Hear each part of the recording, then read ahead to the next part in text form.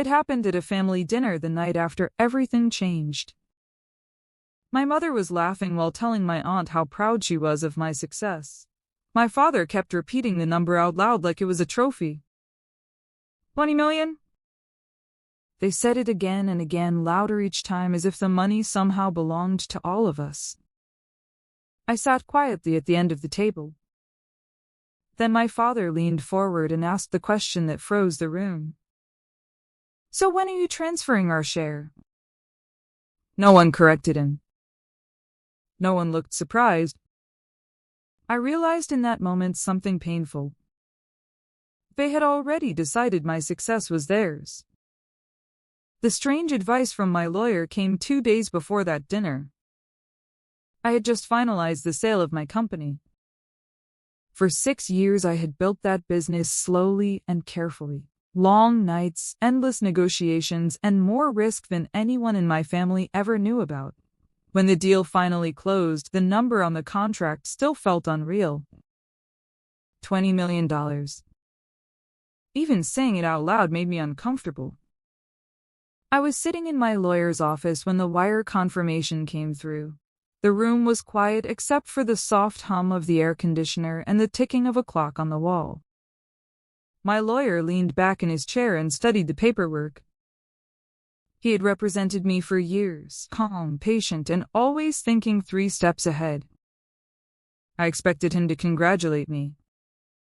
Instead, he folded his hands and asked a question. Have you told your parents yet? I shook my head. Not yet. He nodded slowly. Good.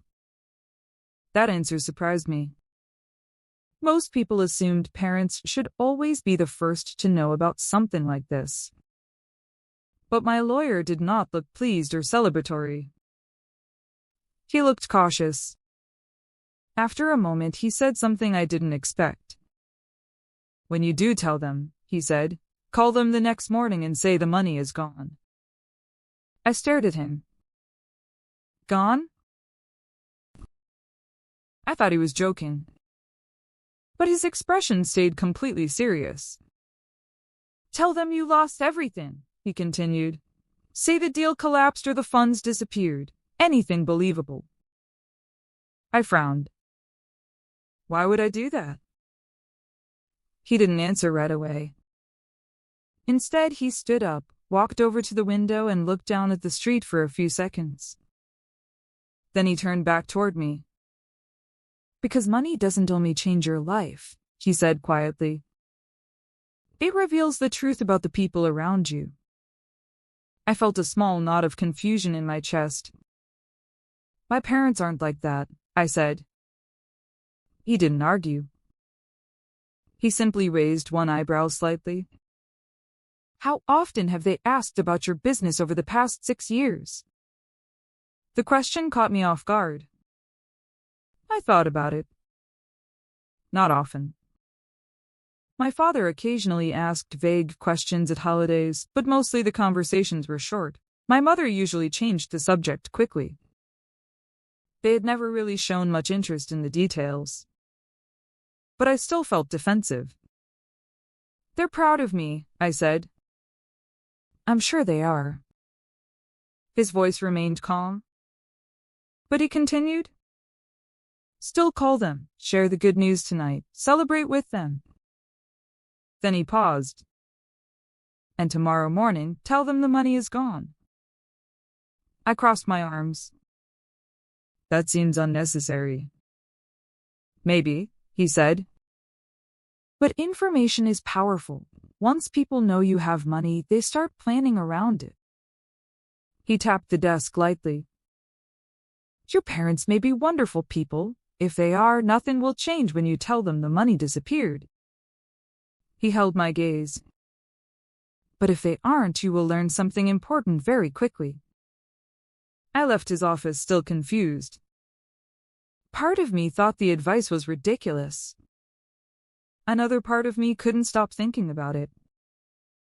That evening I called my parents. My mother answered on the second ring. Her voice sounded cheerful, distracted. When I told her about the sale, she went silent for a second. Then she started screaming with excitement. She called my father into the room. I could hear his footsteps and the television turning off in the background. When I repeated the number, the reaction was immediate. Shock. Then pride. Then something else I couldn't quite identify. Within 20 minutes, my parents had already suggested a family dinner. They wanted to celebrate. That dinner was the one where my father leaned forward across the table and asked when I would transfer their share. At the time, I didn't understand why that question bothered me so much. But later that night, lying in bed, I remembered my lawyer's calm voice. Call them in the morning. Tell them the money is gone. And watch what happens next. I barely slept that night. Not because of excitement about the sale. That feeling had already faded. What stayed with me instead was the question my father asked at dinner. When are you transferring our share? He said it so casually. Like it was obvious. Like the money had always been part of some family agreement I had somehow forgotten about. On the drive home, I tried to convince myself I was overthinking it. Maybe he meant something small.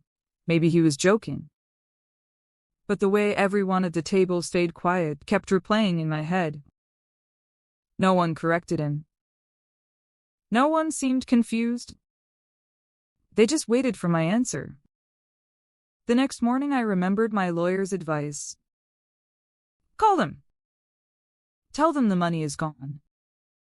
I sat in my kitchen for almost 10 minutes staring at my phone before dialing my mother's number.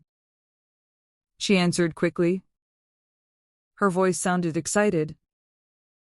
Good morning, sweetheart. Your father and I were just talking about last night. I took a slow breath. Something happened, I said. Her tone changed immediately. What do you mean? I spoke to my lawyer this morning. Another pause. Then I continued. The money isn't there anymore. Silence filled the line. What do you mean it isn't there? She asked slowly. The deal collapsed overnight, I said, repeating the story I had prepared. There was an issue with the transfer. The funds were frozen and then reversed. Her breathing became heavier. But you said the sale was complete. That's what I thought too. For several seconds she said nothing. Then the first crack appeared. What about the house? The house? You told us you were planning to buy a new place. Are you still doing that? No, I said. Everything is on hold. Another long pause. I expected sympathy. Maybe concern. Instead, her voice became sharper. You need to call those people back and fix this, she said.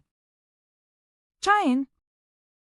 Well, you have to do something, she continued quickly. Your father already told a few relatives about the money. I blinked. That's what you're worried about. Of course it matters, she snapped. Do you know how embarrassing this will be? The conversation kept getting colder. When my father got on the phone a few minutes later, it became even worse. He didn't ask if I was okay. He didn't ask how I felt. His first sentence was blunt. So the money is gone? How could you let that happen? I sat quietly, listening. This kind of thing doesn't just disappear, he continued. You must have made some mistake. It's complicated, I said. Well, you better figure it out, he replied. His tone carried irritation. What about the investments we discussed last night? I frowned. You know what I mean, he said impatiently. Your mother and I were already planning a few things. Something heavy settled in my chest. Planning what? There was a short hesitation before he answered. A vacation property, some upgrades to the house. Your brother mentioned expanding his business too. My stomach tightened. You were planning all of that already? Well, of course, he said. That's what families do when someone becomes successful. The sentence landed harder than I expected. I realized something slowly while he kept talking.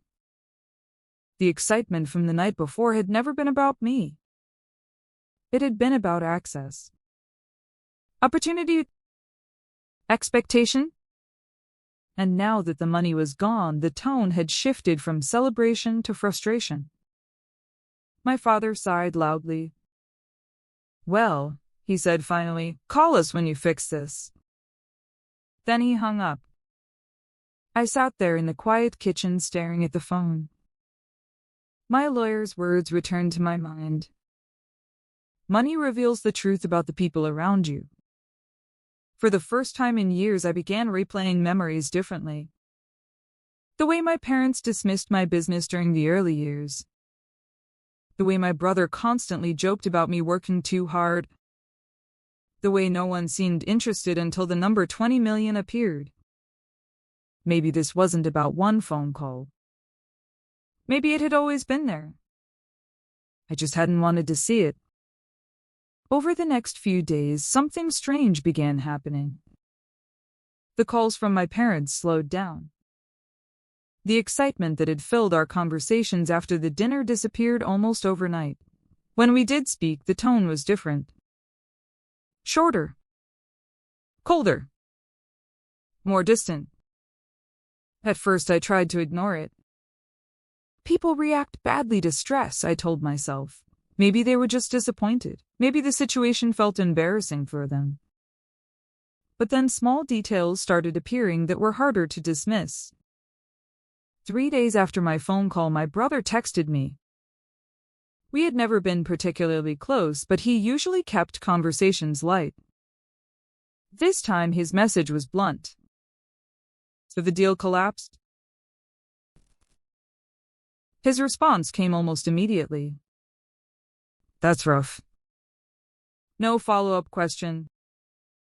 No curiosity about what actually happened. Just that one sentence. Later that evening, my mother called again.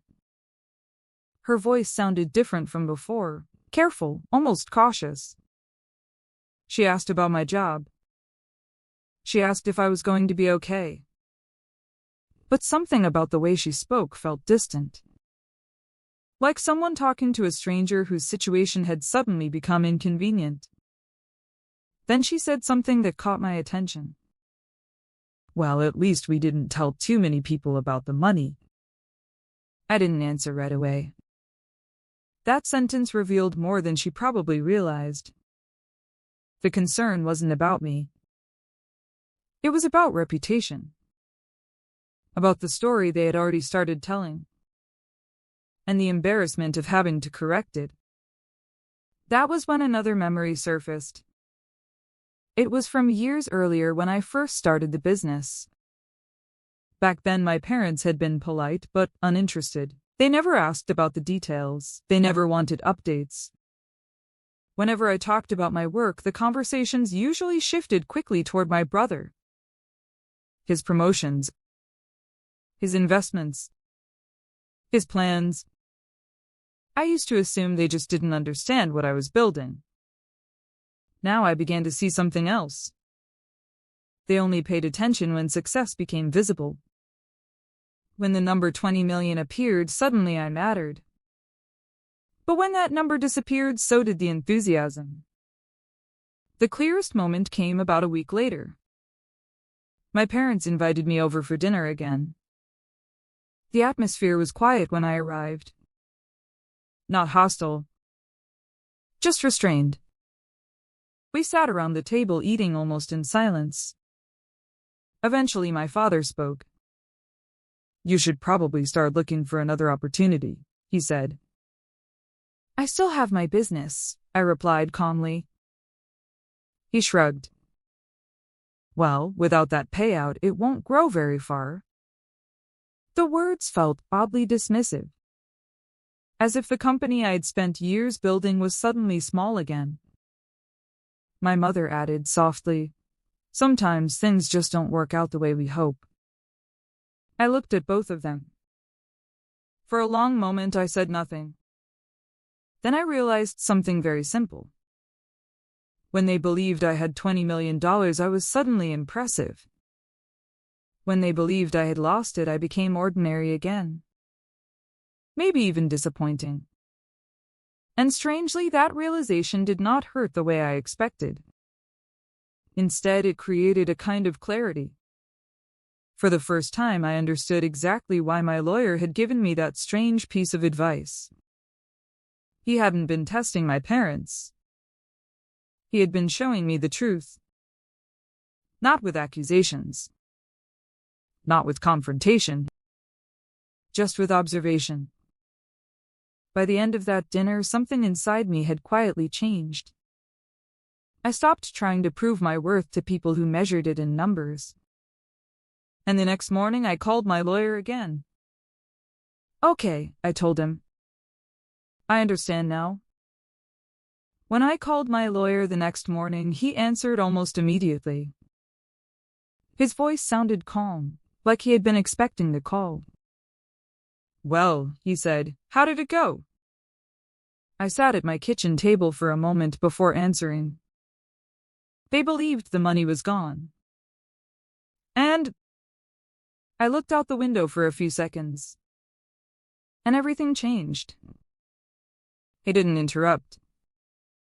I explained the conversations, the silence, the way excitement had turned into disappointment almost overnight.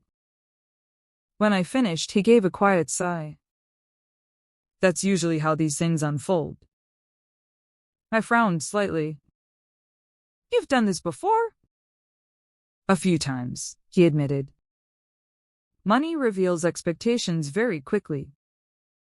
I leaned back in my chair. So what happens now? There was a short pause on the line. Then he said something simple. Now you decide how much access people have to your life. The words stayed with me long after the call ended. Over the next few weeks, I kept the same story with my parents. The money was gone. The deal had collapsed. Nothing had changed. Their behavior settled into something new. Polite and distant, occasionally disappointed. They stopped asking about investments. They stopped bringing up plans. And eventually the subject disappeared completely. During that time, my actual life continued quietly. The $20 million remained exactly where it had always been. Untouched. Protected. For the first time in my life, I began making decisions without anyone else's expectations hanging over them. I invested part of the money carefully. Long-term funds.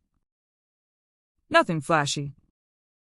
I expanded the company slowly instead of rushing into bigger deals. The pressure to impress people disappeared. And something surprising happened. My life became calmer. Months later, I visited my parents again. The atmosphere was familiar but different. No excitement. No grand conversations about success. Just ordinary family talk.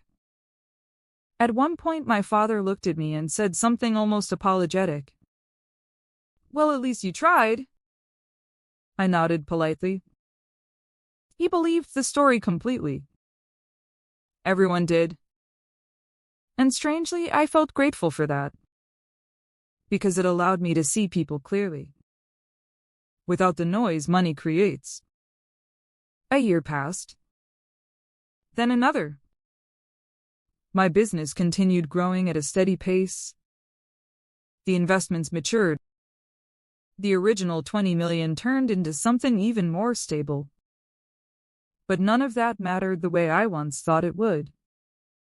One evening, I ran into my lawyer again at a small restaurant downtown. We talked for a while about work, about life. Eventually, he smiled and asked the question. So did you ever tell them the truth? I shook my head. No. Why not? I thought about it for a moment. Then I gave the only answer that felt honest.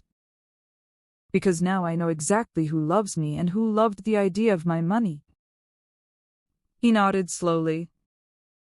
That kind of clarity is expensive. We both laughed quietly. As we stood up to leave, he added one final thought. Most people spend their whole lives trying to figure that out. I walked outside into the cool night air. For a long time I stood there watching the lights of the city. 3 years had passed since that strange phone call. My parents still believed the same story. And maybe that was for the best. Because the greatest thing my lawyer had given me that day wasn't financial advice. It was perspective. Money can build houses. It can create opportunities. It can even change lives. But sometimes the most valuable thing it reveals is something much simpler. The truth about the people standing closest to you. And once you see that truth clearly, you never look at the world the same way again.